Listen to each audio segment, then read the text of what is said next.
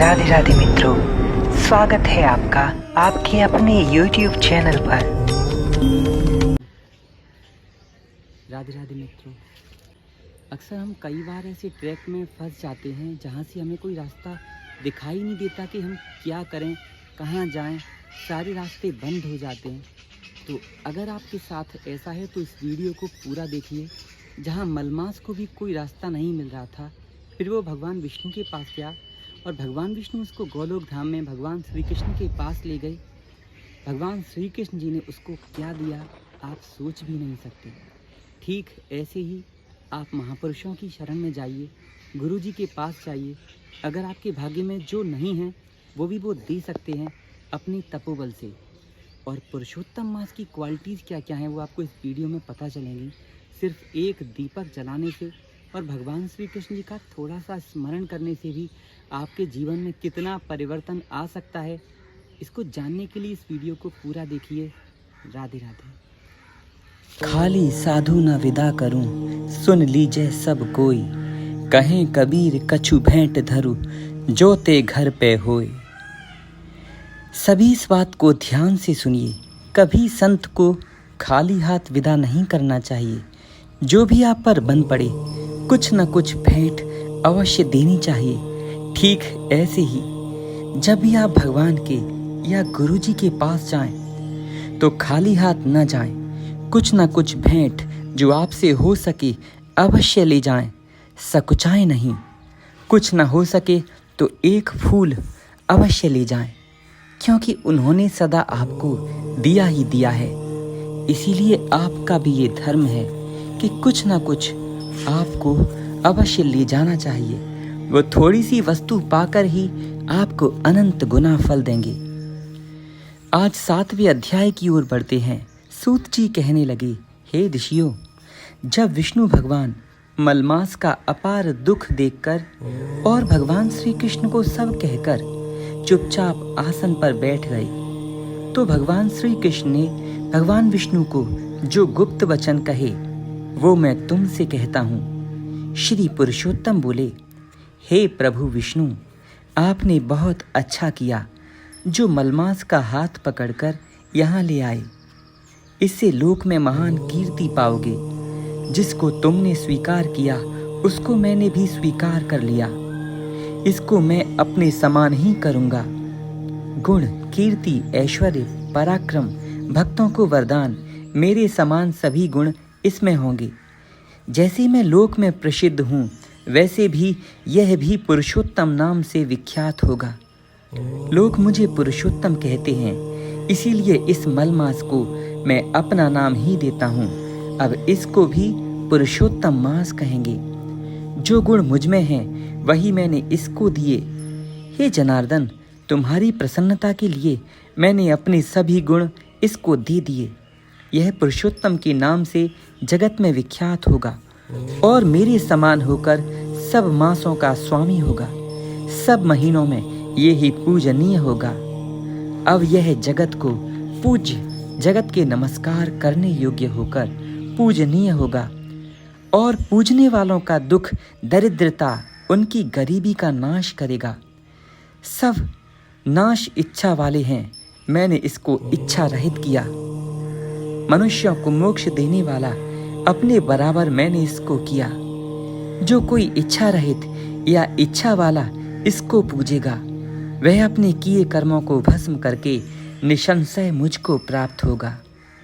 हे गरुड़ध्वज, महाभाग्यशाली यति, ब्रह्मचारी, महात्मा, निराहारी भी मेरे परम स्थान को प्राप्त नहीं होते, परंतु पुरुषोत्तम के भक्त मास भर में यानी इस महीने में जो भी मेरी पूजा करेगा वो जन्म मृत्यु से रहित हो बिना परिश्रम के श्री हरि के पद को पा लेगा।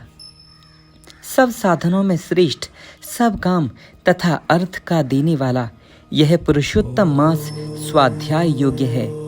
यानी इसमें अधिक से अधिक जप तप करना चाहिए। जैसे हल से बोए हुए बीज करोड़ों गुना बढ़ते हैं, वैसे ही पुरुषोत्तम मास में किया हुआ पुण्य कर्म करोड़ों गुना बढ़ जाता है। कोई चतुर्मास के व्रत यज्ञों द्वारा स्वर्ग में जाकर वहाँ के भोगों को भोगकर फिर इस पृथ्वी पर आते हैं। किंतु जो भी इस पुरुषोत्तम मास का आदर से विधि पूर्वक सेवन करता है, मतलब इस लौंद के महीने में थोड़ी सी पूजा अथवा थोड़ा सा ध्यान, किसी ब्राह्मण को भोजन कराना, किसी गाय को चारा डालना अथवा किसी भी ऐसे दुखी व्यक्ति की सहायता करना, इसका सेवन करना है, वह अपने कुल का उद्धार करके मुझको ही प्राप्त होगा। जो महाअज्ञानी मनुष्य इस महीने में जप दान नहीं करते और अच्छे कर्म नहीं करते, देव तीर्थ तथा ब्राह्मणों से वैर करते हैं, मेरी निंदा करते हैं, वे दुष्ट भाग्य वाले दूसरे के भाग्य पर जीने वाले हैं। उनको खरगोश के सींग के समान स्वप्न में भी सुख नहीं होगा। जैसे इस खरगोश के सींग नहीं होते, ठीक ऐसे व्यक्ति के भी कभी स्वप्न में भी सुखी नहीं होगा। जब मूढ़ मनुष्य मेरे प्रिय मलमास का तिरस्कार करेंगे, जो धर्म का आचरण नहीं करेंगे, वे सदैव नरक के गामी होंगे। जो पुरुषोत्तम के निमित्त 3-3 वर्ष में धर्म का आचरण नहीं करते, वह कुंभक आदि नरकों में पड़ते हैं। जो अज्ञानी पुरुष स्त्री पुत्र पौत्र आदि के बंधन में फंसी रहते हैं, जो बस धन कमाने की ही लालसा रखते हैं, वह अज्ञानी दुख रूपी अग्नि में पड़कर अपना जीवन नष्ट करते हैं। जिसका अज्ञान से मेरा प्रिय अत्यंत पूज्यमान पुरुषोत्तम मास बीत गया, उसको कैसे सुख मिलेगा। श्रेष्ठ भाग्य चाहने वाला व्यक्ति इस महीने में मेरा जाप करे, मेरे प्रिय मंत्रों का उच्चारण करे। स्त्रियां पुत्र सुख सौभाग्य के लिए जो भी व्यक्ति ऐसा चाहता है, वो पुरुषोत्तम मास में स्नान दान और पूजन करे। उनको मैं सौभाग्य संपत्ति सुख पुत्र दूंगा। और जो मेरे इस महीने को ऐसे ही निकाल देगा, अर्थात इस लौंद के महीने में मेरी पूजा नहीं करेगा, नियम से नहीं रहेगा, उसको मेरे प्रतिकूल और स्वामी से सुख नहीं होगा। भाई पुत्र तथा धन का सुख तो उनको स्वप्न में भी नहीं मिलेगा। इसीलिए सब मनुष्यों को मेरे इस महीने में स्नान पूजा जाप विशेष रूप से अपनी शक्ति के अनुसार दान देना चाहिए। जिसने भक्ति और श्रद्धा से इस पुरुषोत्तम मास यानी लौंद के महीने में यानी अधिक मास में मेरी पूजा की है, मेरी ये कथा सुनी है, वह धन तथा पुत्र का सुख भोग कर अंत में मेरे गौलोक धाम में वास करेगा। मेरा मुझको प्रिय होगा। मेरी आज्ञा से सभी मनुष्य मलमास को पूजेंगे। मैंने सब मासों में इसको उत्तम किया है। इसीलिए हे रमापते, तुम चिंता छोड़कर पुरुषोत्तम मास को लेकर बैकुंठ को जाओ। जो भी व्यक्ति इस महीने में पुरुषोत्तम मास को एक दीपक जलाकर मेरा चिंतन करेगा, उस पर मेरा हाथ रखा रहेगा। राधे राधे मित्रों, आज की ये अद्भुत कथा आप इसका अनुसरण करिएगा। इस पुरुषोत्तम मास में भगवान श्री कृष्ण की जितनी हो सके पूजा करिए, उनसे प्रेम करिए। मन ना लगे तब भी कुछ ना कुछ उनकी स्मृति बनाए रखिए। मंदिर जाइए, एकांत में बैठकर भगवान का ध्यान करिए, उनके चरण दबाइए, गौ माता की सेवा करिए। कुछ ना हो सके तो गाय को 2 रोटी और पानी अवश्य पिलाइए। जय श्री राधे।